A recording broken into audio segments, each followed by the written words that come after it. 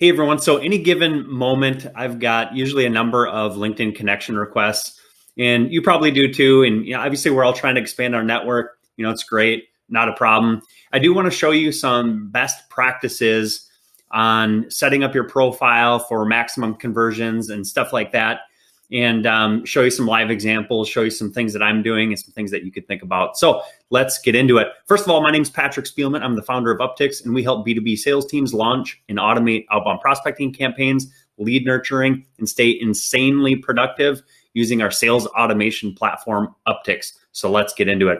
So right now I'm in obviously LinkedIn, and it looks like I just got a couple connection requests pending right now. And I'm not necessarily going to focus on these two profiles here, but I could walk you through a couple things that I'm going to show you anyway. So one of the biggest things is just making sure your profile is completed. If you're sending connection requests for sales, a couple of things that really stand out, of course, are your image and your headlines. And believe it or not, when I'm sending connection requests, so as a founder, if you're reaching out to founders or sales executives or anything like that, the first thing that I actually look at is, aside from their name, is this headline right here. So I'm trying to use this headline and then I'll kind of work my way down. Connection messages, they're sort of hit or miss. If you're connecting with people on mobile, you don't even have the option to put in a message for the connection. So this is actually the last thing that I look at. Not that this isn't an important strategy and to have this, really dialed in. Obviously, there's some work that could be done with some of these messages. And I've got, another video talking about, connection requests and stuff like that. And so if I were to kind of look at these two, not to pick on, Danny or Natalia here, but Natalia's, of course, is definitely more specific because I have a job posting out on Upwork right now. And so she's referencing that and wanting to discuss the video project. So I'm probably much more likely to accept this one. Although I will say that Danny's headline is somewhat eye-catching, and it's a different philosophy and concept that I use.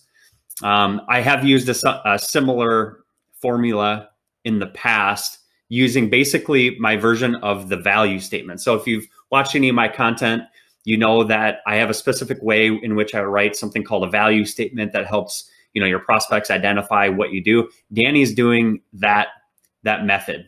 I have a little bit different of a method right now, which, maybe I'm not maximizing my conversions fully, but I'll show you my method that I'm using currently. It's not as salesy. There's this, I know Danny's motivation more than likely is to want to sell his product or service. And there's nothing wrong with that. But if, I'm looking at Danny's connection message, it does resonate more, but I might be less prone to actually accept it if it's not something that I find value in. Now, obviously, he's selling, wanting to reduce taxes and stuff like that. Like, obviously, a lot of people want to mitigate their taxes as much as possible. So I might be prone to accepting this. However, you're sort of showing your cards with this direct message. It can work both ways. Now, the people that do accept, Danny's connection message might be really prime targets if they've read that line, and they might have an immediate need. So maybe his connection request percentage goes down, but maybe his, conversions later stage, go up. With Natalia's, it's, it's a little less direct, but still pointing out who it is. Anyway, all that is to say, couple things in terms of connection messages, but I want to get into a little bit further detail within the actual profile itself and not focus just on the connection messages. So I'm actually going to pull up my profile here. And one of the first things that you want to do, aside from just completing your profile, your image and stuff like that, you want to set up your page as basically a sales page. Okay. So first of all, you want to customize your URL over here with your name. Don't use the LinkedIn one. You can go and edit your URL right over here. And you want to customize your background image. I actually just changed mine like 2 seconds ago. I'm testing some new designs and we're changing, some of our background designs. I actually have to change this anyway, but as you can see, this is, sort of specific to me, specific to Uptycs in particular. So make sure you do that, you update it.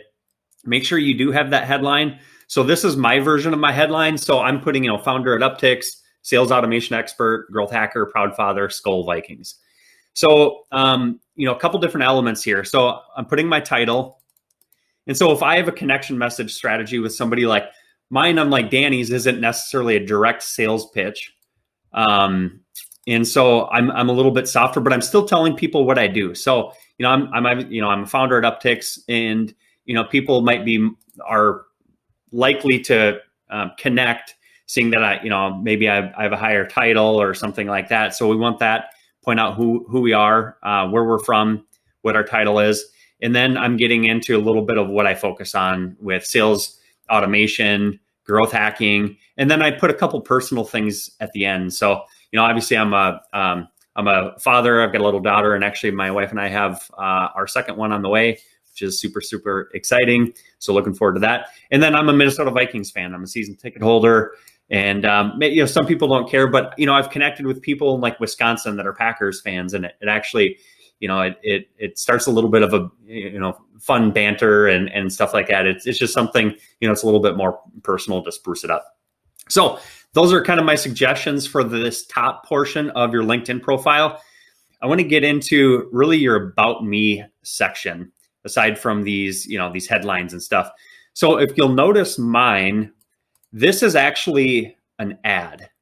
And, a lot of people sort of have kind of a stuffy, they're bragging about, all the accolades and, all this kind of stuff. The About Me section that I'm talking about. And, that works fine if you're not utilizing LinkedIn for sales and generating opportunity. But it doesn't work the best when you're a salesperson and you're out trying to generate opportunities. If somebody's going to come look at your page and you have this About Me section in the second part of your profile, and somebody's looking at your page to see what you do, you don't want to just brag about your background. You actually want to sort of indoctrinate, you want to sell, and you want to tell people how you do that. You want to get them engaged, right? So I'm actually using pretty much an exact replica of like a Facebook ad that I've written. So I essentially took my Facebook ad, and it's a longer form ad. I think this is, maybe 300 words or something like that. And, it's sort of making our pitch for sales automation and stuff like that, highlighting some problems, some challenges that people could face, and then ultimately a solution. Okay. So if you want to check out my profile, by all means, look me up on LinkedIn, Patrick Spielman, Spielmann. I can also include my link in the bottom in the description here. But this is probably one of the bigger things. And you don't necessarily know the direct impact that this About Me section has on any sort of your conversion. But why do you want to take the risk of using up a really important part of your LinkedIn profile if LinkedIn's an important part of your growth strategy on putting in really stuffy kind of About Me stuff? Like, why not? Let's use this and make it about our prospects. Okay. And so if you want to use any sort, you could use problem, agitate, solution formula for this, and just really focus it on your prospect versus focusing it on you if you're the type of person that's using it for sales.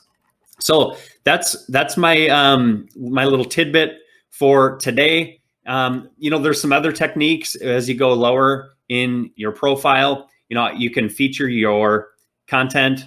I'm going to get into some of this in a different video, but just some real high level stuff. You want to put your best content, likely video stuff, right in your profile here. As again, you want to treat this a little bit more as a sales page if you're out using your LinkedIn profile to generate opportunity. And then of course you've got your activity. Obviously people can see that.